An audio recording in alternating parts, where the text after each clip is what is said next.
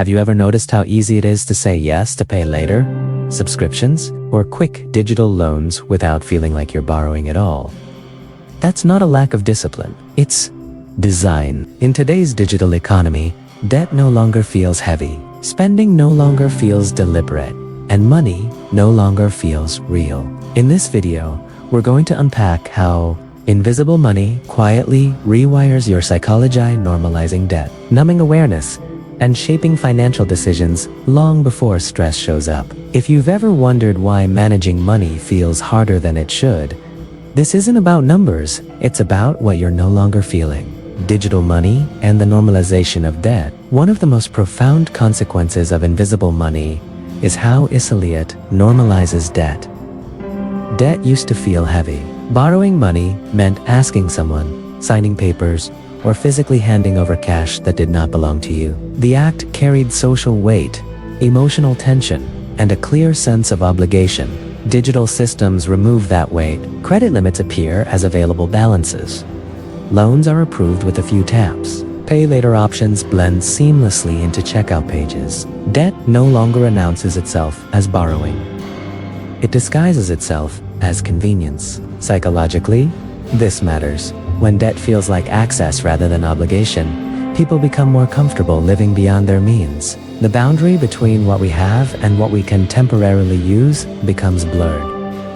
Digital money reframes debt as flexibility, and flexibility feels empowering till it isn't. Because when repayment finally arrives, it does not come as a single dramatic moment. It comes as a series of deductions, interest charges, and shrinking balances. The emotional impact is delayed, fragmented, and often confusing. People do not feel the full cost of debt when they take it on. They feel it later, quietly, when options narrow and stress accumulates. Invisible money makes debt easier to enter and harder to emotionally comprehend. The subscription economy and financial money. Another defining feature of digital money is the rise of subscriptions. Music, movies, software, cloud storage, fitness apps, delivery services, productivity tools. Modern life is increasingly built on recurring payments. Subscriptions are designed to disappear into the background. Once activated, they require no further action. No reminders, no rituals, no repeated decisions. This convenience comes at a psychological cost. Recurring payments reduce the frequency of conscious spending decisions. The brain adapts by treating these expenses as part of the environment rather than choices. Over time, people become financially numb. Money leaves accounts regularly, but without noticeable moments of loss. The absence of friction trains the brain to stop paying attention. This numbness is dangerous not because subscriptions are inherently bad, but because awareness erodes quietly. People forget what they are paying for. They underestimate how much is being deducted.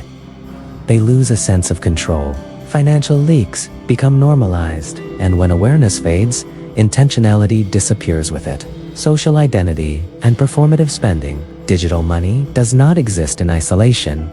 It exists within digital culture. Social media platforms constantly exposed us to curated lifestyles, aesthetic purchases, and symbolic consumption.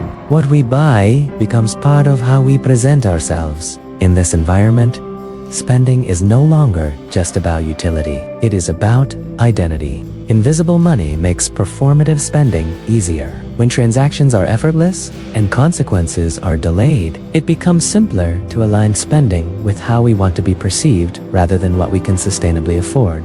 The gap between appearance and reality widens. Digital payments enabled instant alignment between desire and image. A purchase becomes a statement before it becomes a financial decision. And because the cost is not immediately felt, the psychological barrier to participation lowers. This does not mean people are shallow or irresponsible. It means they are human in an environment that rewards visibility over stability. Invisible money amplifies social pressure by removing emotional resistance, delayed consequences, and emotional whip. One of the most damaging aspects of invisible money is not overspending itself, but the emotional whiplash that follows. When spending feels easy and consequences feel distant, people often experience a disconnect between action and outcome. By the time financial stress appears, the original decisions feel abstract and disconnected. This creates shame and confusion. People ask themselves how things went wrong, even when nothing felt wrong at the time. The brain struggles to trace cause and effect across delayed feedback loops. This emotional gap makes learning harder. Pain teaches best when it is immediate and clear. Invisible money delays pain, dilutes it, and scatters it across time. As a result, people repeat patterns without fully understanding them. Why awareness feels exhausting now. In a cash-based world, awareness was automatic.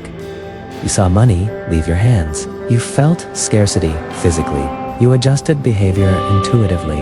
In a digital world, awareness must be constructed. It requires checking balances, reviewing statements, tracking subscriptions, and setting artificial boundaries. These actions demand cognitive energy. The burden shifts from instinct to intention. This is why many people feel overwhelmed by financial management, despite technological tools being more advanced than ever. The problem is not lack of information, it is lack of felt experience. Numbers alone do not teach restraint. Sensation does, reintroducing friction without rejecting technology. The solution to invisible money is not to abandon digital systems. That would be unrealistic and unnecessary. The solution is to reintroduce awareness deliberately. This can take many forms. Creating intentional pauses before purchases, separating spending accounts from savings, reviewing transactions regularly, not passively, limiting stored payment methods, turning off one-click purchases. These strategies work not because they restrict freedom, but because they restore feedback. They bring consequences closer to decisions. Friction becomes a tool, not an obstacle. Mindful spending as a psychological practice. Mindful spending is not about deprivation, restriction, or moral judgment. It is not a command to stop buying, nor a demand to live with less. At its core, mindful spending is about presence, the ability to remain aware of what is happening internally at the exact moment a financial decision is made. It begins with noticing the emotional state behind a purchase. Not just what is being bought, but why. Is the purchase driven by stress after a long day, by boredom during moments of emptiness, by comparison after scrolling through curated lives on social media, or by avoidance, the quiet attempt to fill discomfort with something new, something shiny, something immediate? In traditional spending, money created friction.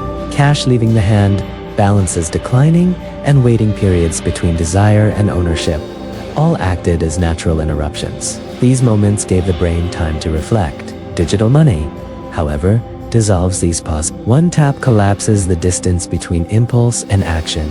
Emotional spending becomes seamless, almost invisible, because the system is designed to remove resistance.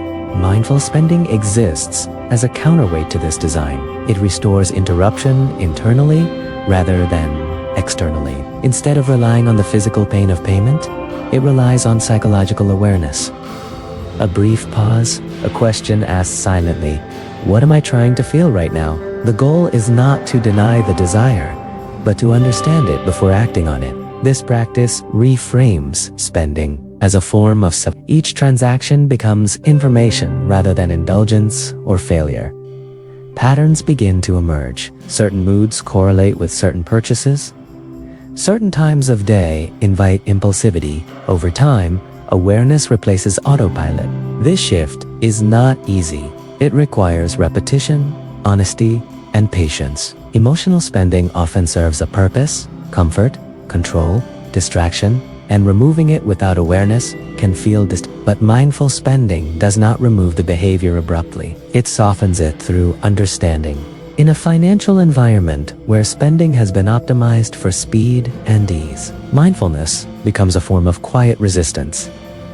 Not against technology, but against unconsciousness. It allows individuals to reclaim agency in systems designed to bypass reflection. Ultimately, mindful spending is less about money than about self-relationship. It asks us to sit with discomfort instead of purchasing relief, to recognize emotion instead of numbing it, and to choose intention over impulse. In an age where digital convenience accelerates consumption, this practice is no longer optional. It is increasingly necessary for psychological balance, financial clarity, and long-term well-being. What invisible money teaches us about ourselves? Invisible money reveals a deeper truth about human behavior, one that goes far beyond finance. It exposes how closely our decisions are tied to emotion, perception, and psychological cues rather than logic alone. We like to believe that we are rational actors, carefully weighing costs and benefits before every decision. In reality, we are highly sensitive to what we feel in the moment. When money is physical, its presence creates friction. Cash must be counted, handed over, and physically depleted. That process forces awareness. But when money becomes invisible, reduced to numbers on a screen, taps on a phone, or delayed installments, it loses its emotional weight. The transaction still happens, but the experience changes. The cost exists, yet it no longer feels immediate or tangible. When money stops being felt, behavior shifts. Spending becomes easier, faster, and more frequent even when people fully understand the consequences. Knowledge does not disappear. Awareness remains. Yet behavior adapts to the environment. The human brain is wired to prioritize immediacy over abstraction, pleasure over distant consequences. Invisible money exploits this tendency, not through deception, but through design. This does not mean people are irresponsible or weak. It means they are human. Predictable patterns emerge when systems reduce friction and amplify convenience. People do what feels easiest, safest, and most emotionally comfortable in the moment. When payment is delayed, fragmented, or hidden behind interfaces, restraint requires conscious effort rather than natural instinct. Understanding this is not about assigning blame. It is about recognizing structure. When we accept that behavior is shaped by design, we gain the ability to respond more intelligently. We can build systems that restore awareness instead of erasing it. We can create habits that reintroduce pause, reflection, and intention. And we can set expectations that align with how people actually behave, not how we wish they would. Invisible money is not just a technological shift, it is a mirror. It reflects how easily perception influences choice, how emotion overrides intention, and how environments quietly shape identity. What it teaches us is simple but uncomfortable. If we want better financial outcomes, we must design for human nature, not against it. The cost of ignoring the psychological dimension. Financial education has long been framed as a numbers game. It teaches people how to calculate budgets, compare interest rates, estimates returns, and optimize financial outcomes on paper. These skills are important, but they are incomplete because while numbers explain possibilities, they do not explain behavior. Human financial decisions are rarely made in calm, rational environments. They are made under emotional pressure, stress, desire, fear of missing out, social comparison.